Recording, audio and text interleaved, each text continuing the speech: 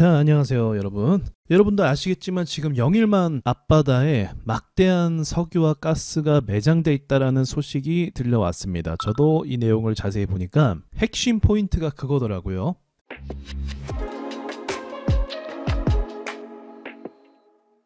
일단 매장량이에요. 매장량이 굉장히 많아서 투자를 해볼 만한 거죠. 시추를 도전해볼 만한 거고, 그리고 성공 가능성이 보통 같은 경우는 한 10%다 이렇게 이야기하는데, 이번 거 같은 경우는 전문가들의 견해에 따르면 20% 정도가 된다. 평소에 10%만 돼도 확률이 높다라고 할 수 있는데 20%나 된다는 건 더 많은 확률을 이야기하는 거겠죠. 과거에는 이제 못했던 이유가 기술적인 문제, 정치적인 문제가 있었어요. 대표적으로 7광구죠. 일본과 우리나라가 함께 협력해서 시추를 하려고 했는데 지금 중국이 계속 태클을 걸고 있습니다. 그러니까 바닷속에서 그거를 시추해서 캐내려고 하는데 중국이 거기 바다는 우리 쪽인데 이렇게 이야기하는 거예요. 그래서 정치적인 문제도 배제할 수가 없는 거죠. 그래서 이 부분에 대해서는 제가 영상 마지막쯤에 추가적인 설명을 드릴게요. 제가 봤을 때 호재를 통해서 가장 강력한 상승과 공략을 해볼 만한 섹터는 전 가스라고 생각이 들더라고요. 그래서 대표적으로 오르는 종목이 한국가스공사, 그리고 뭐 GSE 이런 종목들도 있어요. 예전에도 우리나라가 바닷속에서 가스를 채굴한 적이 있다고 하더라고요. 그러니까 경험이 있는 거죠, 이쪽으로. 그리고 제가 왜 가스를 더 이야기하냐면 한번 그런 말씀을 드릴 수 있어요. 차트적인 원리 때문에 말씀드리는 것도 있는데, 지금 이 한국가스공사 같은 경우는 계속적으로 거래가 없던 아주 매력이 없는 주식이었어요. 인기가 없는 주식이었다는 거죠. 그런데 갑자기 이런 재료가 발생하면 어떻게 돼요? 앞에 있는 저항 매물대가 생각보다 약하다는 겁니다. 이게 거래가 없는 저항대이기 때문에 생각보다 강하지 않다는 거예요. 그래서 단번에 뚫고 갈 수 있는 가능성이 있다는 거. 그래서 현재 가스 쪽으로 대장이고, 그리고 석유 쪽으로는 흥구석유나 한국석유 이쪽이 대장인데, 석유 같은 경우는 여러분도 아시겠지만 석유 쪽으로 관심을 받고 큰 매물들이 많이 들어왔었어요.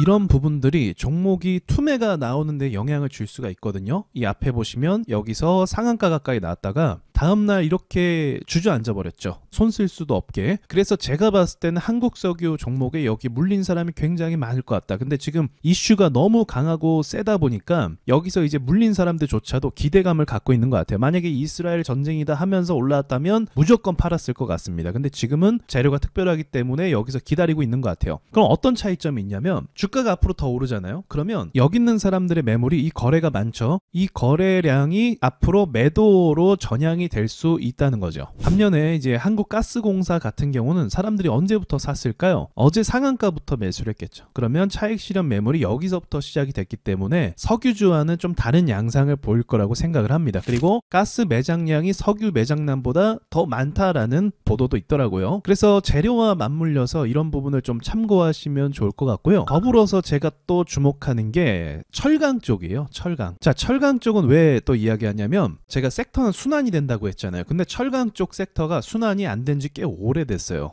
이제 매출이나 영업이익 같은 경우는 뭐 그렇게 좋은 건 사실 아니거든요. 현상 유지 정도가 돼요. 전반적으로 다 이렇거든요. 그러니까 일단은 뭐 업황이 더 안 좋아지거나 이런 리스크는 없는데, 그런 거에 비해서는 역시나 재료나 이슈를 많이 못 받고 주가가 거의 제자리에 머물러 있다고 판단을 합니다. 그래서 동양철강 같은 이런 종목도 상한가에다가 오늘 점상을 찍어버렸죠. 예전에 우리나라 그 하수구 시설에 있는 그 배관들이 낡았다, 녹이 나온다 라고 했을 때 그때 올랐던 종목이거든요. 그러니까 이 녀석도 이제 이런 호재에 힘입어서 이제 급등을 빠르게 갈 수 있었던 거죠. 매물대가 없으니까 바로 그냥 상한가 갔다라고 볼 수 있는 겁니다. 그러니까 점상을 찍을 정도로 이 철강 쪽에 대한 주목도 있고, 이쪽 섹터 순환도 저는 발생할 거라고 생각하기 때문에 이제 가스와 철강 쪽을 저는 유심히 좀 보고 있는 상황이에요.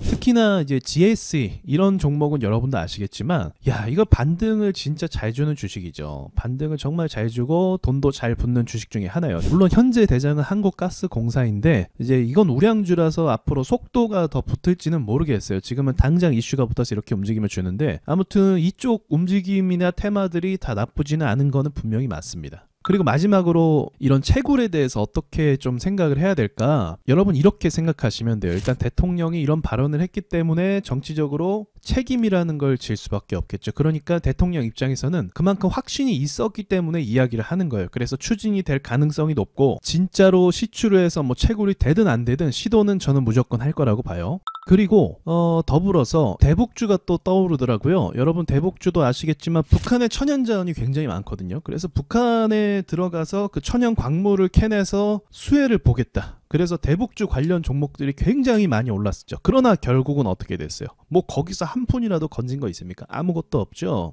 그러니까 이걸 조심하셔야 돼요. 결국은 어떤 자원을 광물을 캐서 수익을 낸다는 건 사실 진짜 쉬운 일이 아니거든요. 그리고 굉장히 긴 시간 동안 거의 10년 가까이죠. 10년 가까이의 어떤 기간을 가지고 작업을 하는 것이기 때문에 주가가 지금 당장은 반영을 했겠지만 어차피 뭐 당장 수익이나 매출이 나오는 게 절대 아니기 때문에 대북주처럼 반짝 유행이라는 사실을 잊어서는 안 될 거라고 생각해요. 그러니까 그 초전도체 느낌도 약간 있죠. 그게 당장 실현될 것 같지는 않지만 이슈가 너무 강했기 때문에 주가가 너무 크게 올라버린 거예요. 그리고 나서 또 죽지도 않았죠. 저는 그런 양상으로 좀 가지 않을까 생각을 합니다. 그래서 어떻게 보면 좋은 테마주이기 때문에 대북주처럼 또는 초전도체처럼 그래서 여러분에게도 좋은 기회가 될 거라고 생각해서 영상을 만들어 봤습니다. 자, 여기까지 말씀을 드리고 이상 마치도록 하겠습니다.